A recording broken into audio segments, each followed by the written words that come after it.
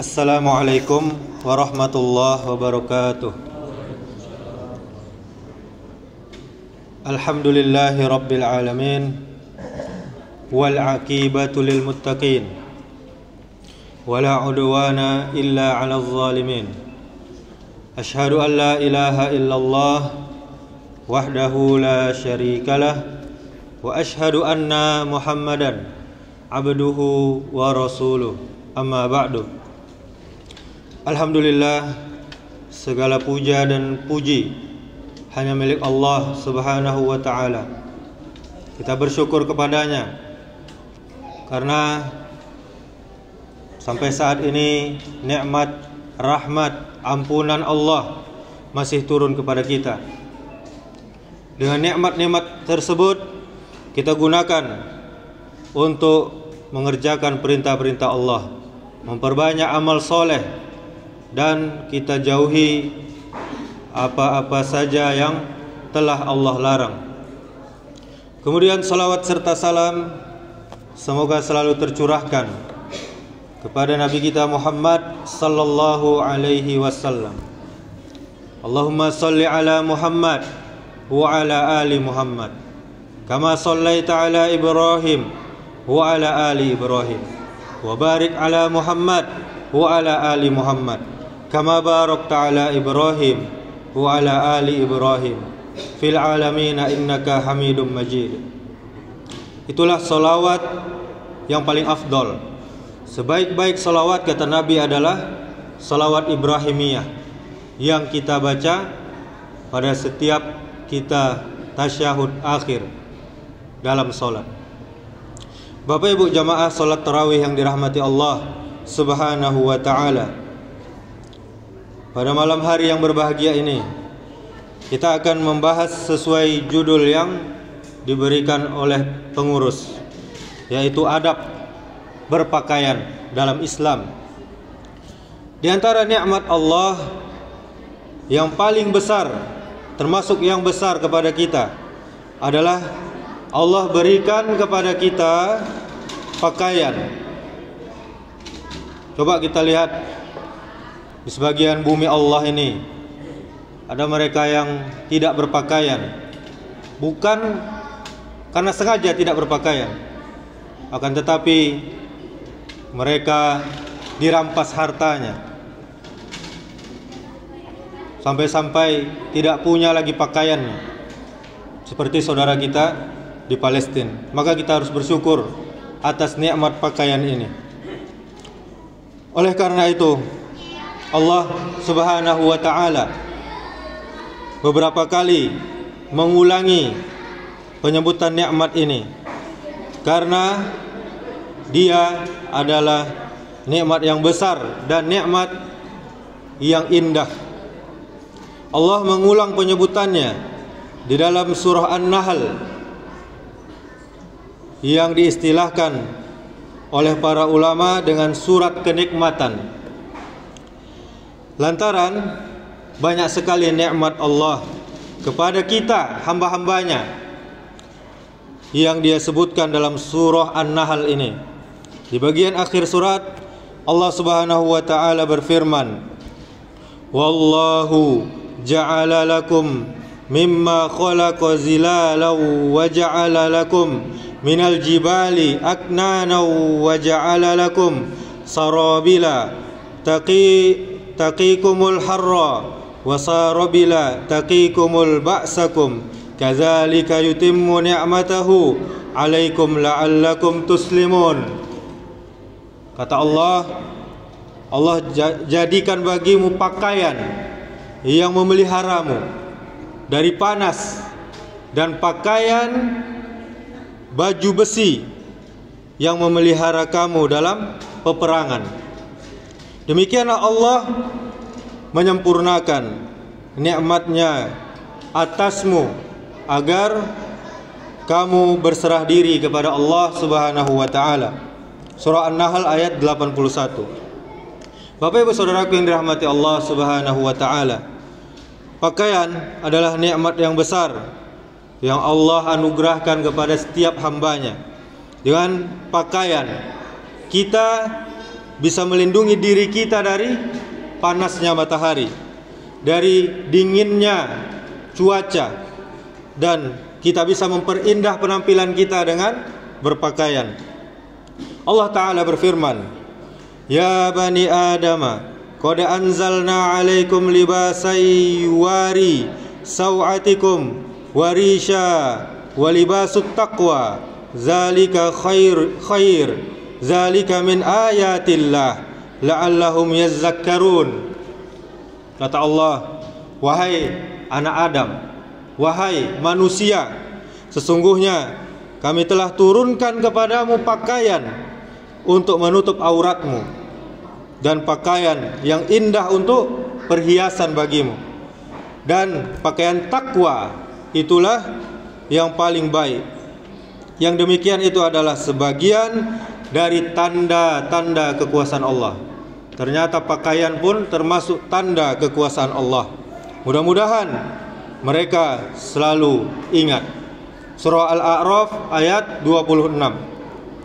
Dalam ayat ini, Bapak Ibu Saudaraku yang dirahmati Allah, Allah menyebutkan kenikmatannya untuk para hamba-hambanya dengan dua pakaian. Ya, yang pertama yaitu pakaian batin, pakaian ketakwaan, dan pakaian zahir, yaitu pakaian yang menutupi, yang nampak ini, yang menutupi aurat kita. Ini adalah nikmat yang besar dari Allah. Takwa di mana tempatnya, Bapak Ibu? Di sini, di dalam hati kita. Apabila hati kita dihiasi dengan ketakwaan, maka efeknya, dampaknya akan indah pula anggota badan kita dengan melakukan amal soleh, amal yang baik. Apabila takwa yang letaknya di sini tadi, di hati kita, hilang, maka akan tampak pula dari perangai kita, dari tingkah laku kita, akan mengeluarkan tingkah laku, perilaku yang jelek dan buruk. Karena itu, kita sebagai hamba Allah yang kita tutupi raga kita dengan pakaian zahir, itu merupakan buah dari usaha memberi pakaian hati dengan ketakwaan. Apabila ketakwaan tersebut pergi dari kita, pergi pula pakaian yang baik untuk badan kita. Apabila seseorang menghiasi hatinya dengan pakaian takwa, maka dia juga akan bersemangat memakaikan raganya ini, badannya ini dengan pakaian terhormat, dan pastinya dia mempunyai rasa malu. Bapak Ibu Saudaraku yang dirahmati Allah Subhanahu wa taala, pakaian adalah penutup aurat seseorang, perhiasan, dan memperbaiki penampilan kita. Pakaian adalah nikmat besar dari Allah Subhanahu wa taala. Dengan pakaian kita bisa berpenampilan yang indah. Dengan pakaian kita tutupi aurat kita, dan dengan pakaian kita terlindungi dari panas dan dinginnya cuaca. Karena pakaian adalah nikmat yang besar. Syaitan pastinya memainkan tipu dayanya pada manusia dalam masalah pakaian ini. Syaitan ingin manusia berpakaian, namun tetap mempertontonkan auratnya. Dengan pakaian pula, syaitan hendak memisahkan manusia dari kehormatannya sendiri, menghilangkan rasa malu dari manusia itu sendiri. Ingatlah Bapak Ibu Saudaraku sekalian, setan adalah musuh besar kita, dan tipu daya setan dalam permasalahan pakaian ini adalah kisah lama, kisah klasik yang mereka angkat kembali. Allah Ta'ala berfirman, Ya bani Adama, la yaftinanakumus syaitanu kama akhraja abawaikum minal jannati yanzi'u anhuma libasahuma liyuriyahuma sawatihima innahu yarakum huwa wa qabiluhu min haitsu la tarawnahum inna ja'alna asyayatina awliya'a lillazina la yu'minun. Kata Allah, wahai manusia, wahai anak Adam, janganlah sekali-kali kamu dapat ditipu oleh syaitan, sebagaimana dia telah mengeluarkan kedua ibu bapak kita, yaitu Adam dan Hawa, dari surga. Dan pada saat itu pula dia menanggalkan dari keduanya pakaiannya. Adam dan Hawa diturunkan dari surga ke bumi tanpa pakaian, gara-gara syaitan tadi, untuk memperlihatkan kepada keduanya auratnya. Ini surah Al-A'raf ayat 27. Allah Subhanahu wa ta'ala kisahkan kepada kita tipu daya klasik setan terhadap kita sebagai manusia di dalam permasalahan pakaian. Allah ingatkan dengan tegas kepada kita tipu daya setan dalam hal ini. Supaya apa?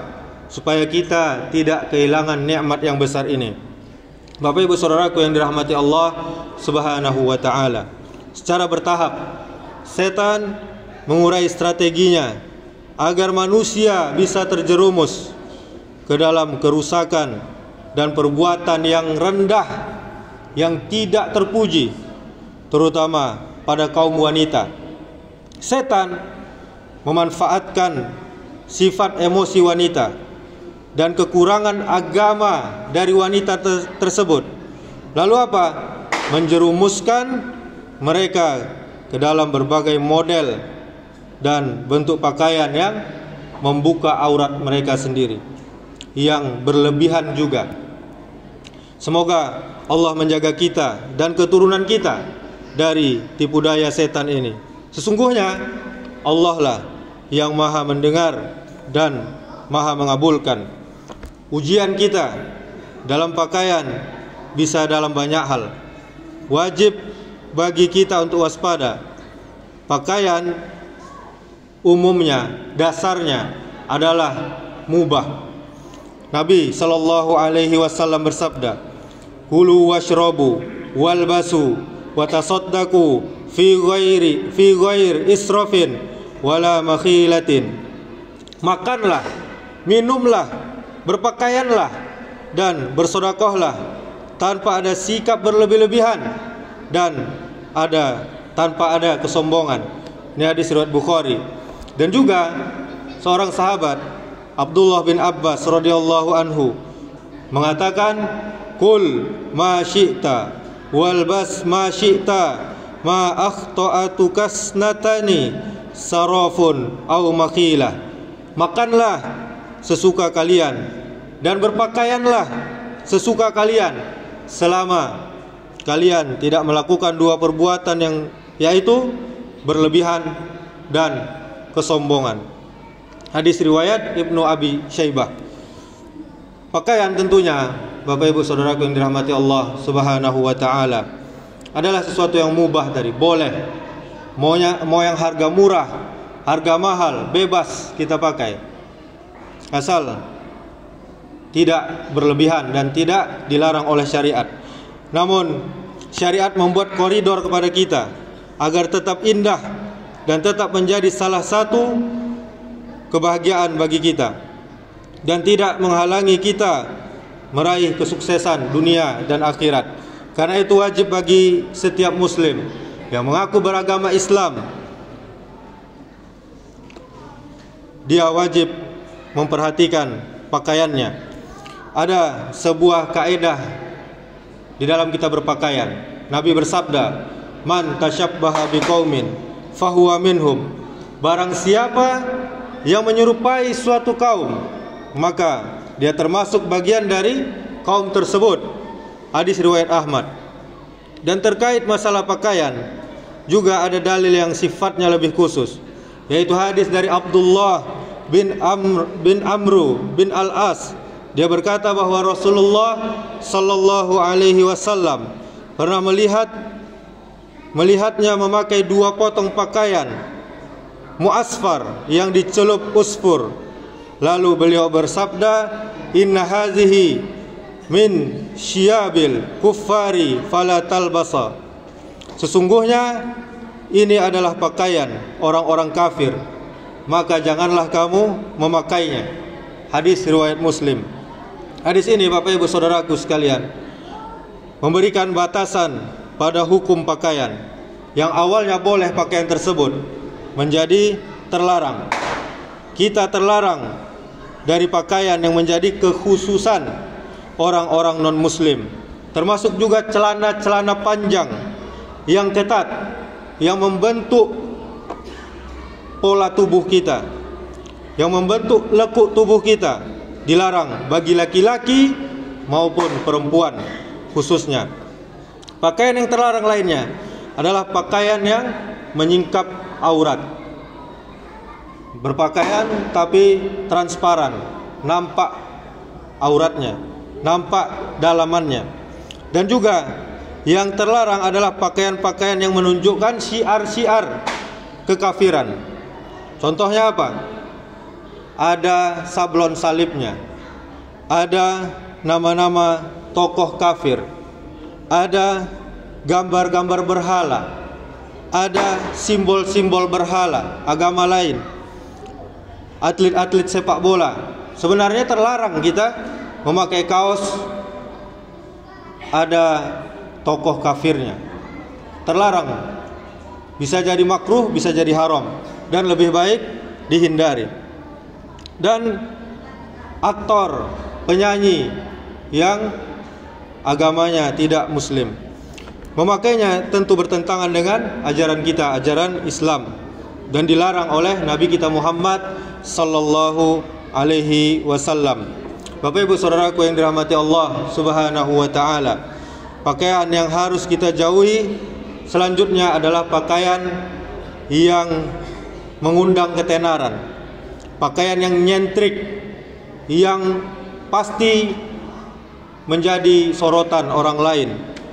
Dan pakaian ini harus kita hindari. Dan dia terkenal karena tampil beda.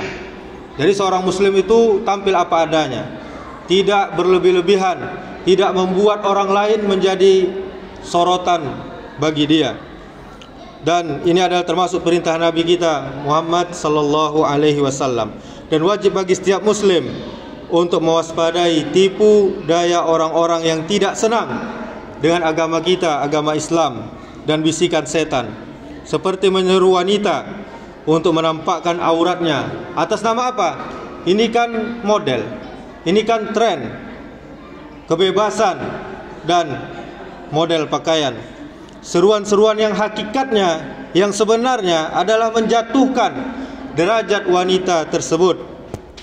Oleh karena itu hendaknya para wanita, apalagi muslimah, harus bertakwa kepada Allah, dan keadaan sendirian maupun di tengah keramaian, hendaknya mereka menutupi aurat mereka dari apa-apa yang telah Allah dan Rasulnya larang. Kemudian ketika kita berpakaian, hendaklah kita membaca doa, Alhamdulillahillazi kasani hadza sauba wa razaqanihi min ghairi haulin minni wala quwwah. Segala puji bagi Allah yang telah memberikan pakaian ini kepadaku sebagai rezeki tanpa daya dan kekuatan dariku. Kita dahulukan yang kanan, kemudian melepasnya kita membaca bismillah, dan kita dahulukan yang kiri. Sebelum kita tutup, kita berdoa kepada Allah. Wahai Allah yang mulia, berilah pakaian hati kami dengan pakaian takwa, hiasilah kami dengannya, anugerahkanlah kami dengan kehormatan dan kebaikan. Ya Allah, jauhkanlah kami dari akhlak yang buruk, hawa nafsu yang buruk, yang jahat, dan penyakit-penyakit yang buruk. Sesungguhnya Engkaulah yang Maha mendengarkan doa. Demikianlah, semoga bermanfaat. Subhanakallahumma bihamdika asyhadu an la ilaha illa anta astaghfiruka wa atubu ilaik. Wassalamualaikum warahmatullahi wabarakatuh.